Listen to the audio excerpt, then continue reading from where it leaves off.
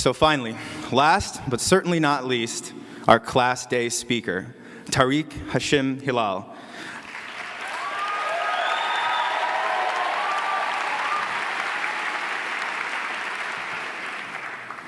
Tarig was born in the UK and grew up in the Sudan. Before coming to Sais, Tarig attended the University of Nottingham, where he attained a bachelor's degree in politics. At Sais, he spent his first year in Bologna, where he was editor-in-chief of the Bologna Center Journal for International Affairs. Since 2005, Tarig has been a trustee of the Tutu Foundation for Truth and Reconciliation, and just last year, he was admitted into the American Academy of Achievement. Before I turn the floor over to Tarig, let me just leave you with one thought. Fall down, make a mess, and break something occasionally. Thank you and congratulations to the graduating class of 2007.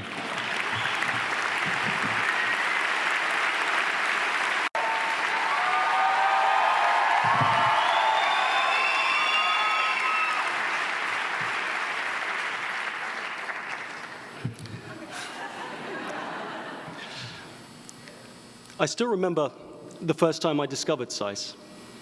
I was 27 years old, and it was New Year's Eve. I was in London, working in a big warehouse. I'd been working for a homelessness organization for about 4 years at the time. I loved my job, but I had an ambition for something new, something different. You see, like so many of us here today, I've always been an ambitious and idealistic soul. An internationalist, the one who bought The Economist for the long trips. The FT, trips abroad, world maps, the issues of war and peace, poverty and prosperity.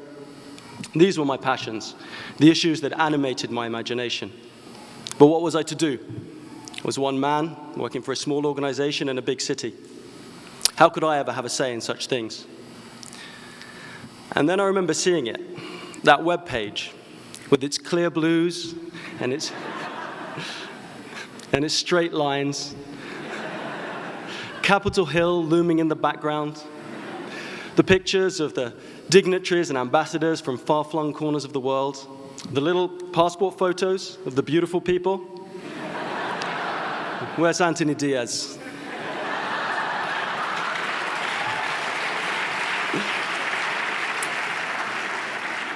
So there were others, and they had a school, and I could apply. I remember frantically looking up the website, the application form, trying to download it, convinced that the difficulty I was having navigating the website was just the first of many tests that Sais was going to throw my way. Back then, it was all so impossible, all so far away. Well, 3 years later, 4 glorious, hectic, passionate, mind-expanding semesters on, here I am. Here we are. This is an opportunity to say thank you and to say welcome. Thank you to our professors who have guided us through the joys and pains of our different courses. Thank you to the staff who work so hard and keep the show on the road and will do so long after we are gone. Thank you to our deans, Dean Einhorn, Dean Wilson, Dean Harrington, and Dean Baker, whose leadership makes this school possible. And welcome to the families who have come from all over the country, indeed all over the world, to see their loved ones on this special and celebratory day. It's wonderful to see families, to put people in context, and you're like, aha, that's where she gets her good looks from.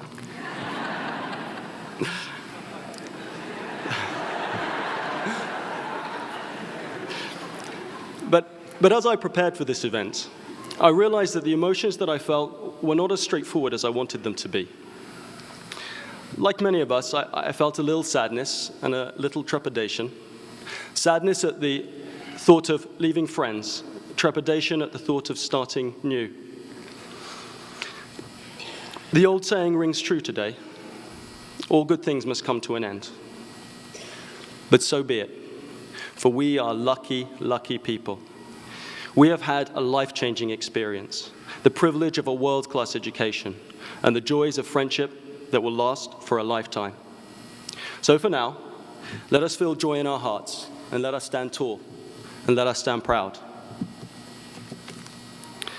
For we are about to become graduates of the Johns Hopkins Paul H. Nietzsche School of Advanced International Studies. Now, the length of that title alone should make you feel proud. And Sais is an amazing school for the experiences that it offers, for the friendships that are forged, for the spirit of idealism. Even after 2 years, I'm still taken aback by what goes on here. The workshop where a former Clinton aide turns up to teach you the art of speech writing. The classes in policy writing, finance, econometrics, ethics. The brown bag session where the Saudi ambassador turns up to talk to you and 10 other people about Saudi foreign policy. The author who turns up to launch their new book. The Nobel Prize winner who teaches us economics and whose models are taught the world over.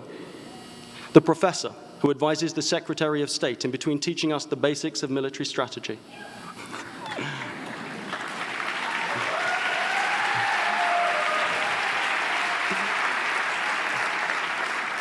The President of the United States of America, who turns up in the Kennedy Auditorium to take questions from us. Fellow students who will go on to write books, win Nobel Prizes, advise secretaries of state, and maybe even one day become President of the United States of America. There are a lot of things we'll take away from our time here: a mastery of economics, an understanding of multiple languages, a familiarity with that creed known as realism. But the most valuable thing that we have gained is each other. True friendship is forged by time, by shared experiences, by shared values, in the fires of common endeavor. We are the class of 2007, and that is a bond that we will share for the rest of our lives. Memories of late nights in the library, the pain of the proficiency exam, the challenges of new courses and new ideas, Friday night happy hours, debates, trips, loves, and losses. It is a truly beautiful thing to be surrounded by so much difference and yet to share so much. To have friends who are intelligent, idealistic, passionate. So look around you and remember these faces. Amongst your friends are CEOs, diplomats, dignitaries, social activists, leaders. We have lived together, we've worked together, we've broken bread together, and shared hopes and ambitions and ideals. Ideals. I use this word intentionally. It is often said that we are the school of realism, and that is true. That is part of who we are. We are pragmatists. But it is not our realism that defines us, but our idealism. True, ours is a different kind of idealism. It is not an idealism that hunkers down, hiding from the world. It is not an idealism that seeks to judge from afar, that search for simplicity and purity in a world that has neither. Ours is a different kind of idealism.